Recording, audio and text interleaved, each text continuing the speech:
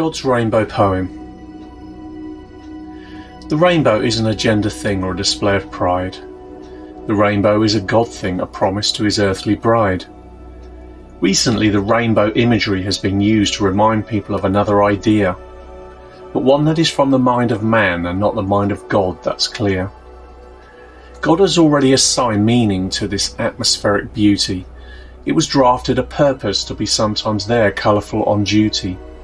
God says, "It is my bow, it belongs to the Lord." It will be a reminder as such until the kingdom is restored.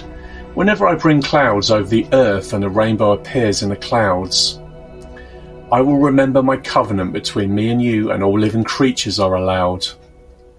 Whenever the rainbow appears glistening in the wild blue yonder, I will see it and smile, remembering the everlasting covenant, and ponder. This is between me and all living creatures of every kind on the veil. I have assigned it 7 colours of such splendid detail. The first rainbow appears after the great worldwide downpour. God was speaking to Noah and explaining why it was called for. He gave him many commands and spoken vows. But we must remember that God does not need reminding anyhow. God said, "I have set my bow in the clouds, and it shall be a sign of the covenant between me and the earth." God will never flood the whole earth again, was its binding worth. He told Noah that every time he saw a rainbow, God had established a covenant with all flesh on the earth and below. God will faithfully uphold his covenant, which is binding forever, and each generation will know his will as they prosper and endeavour. In the days of Noah, clouds brought about the destruction of creation. So it's significant that a rainbow in the clouds reflects this correlation.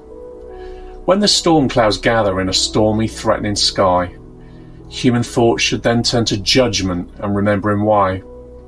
God places a reminder that it's not judgment day yet. A rainbow shows the presence of light in the darkness, so not to forget. Other references to rainbows in the Bible are in relation to his glory.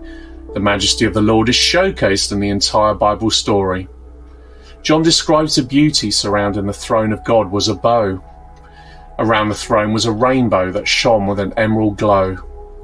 The sign of the rainbow was meant to be for all future generations, and to wake up the slumbering people and the falling away of nations. When we see a rainbow now, God displays his indescribable beauty. Humans are made in the image of God, commissioned to do his duty.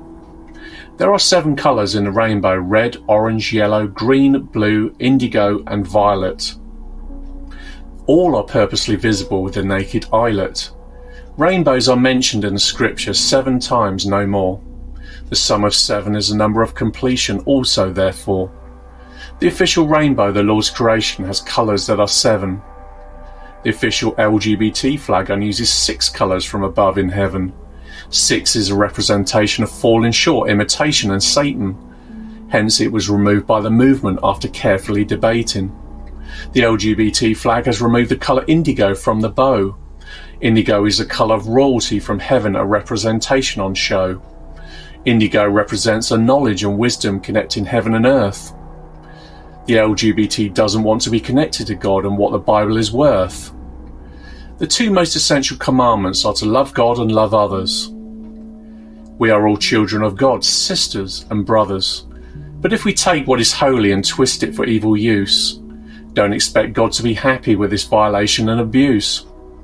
When seeing a rainbow, let us say a blessing and not have bad blood, thanking God for never again destroying the earth with a global flood.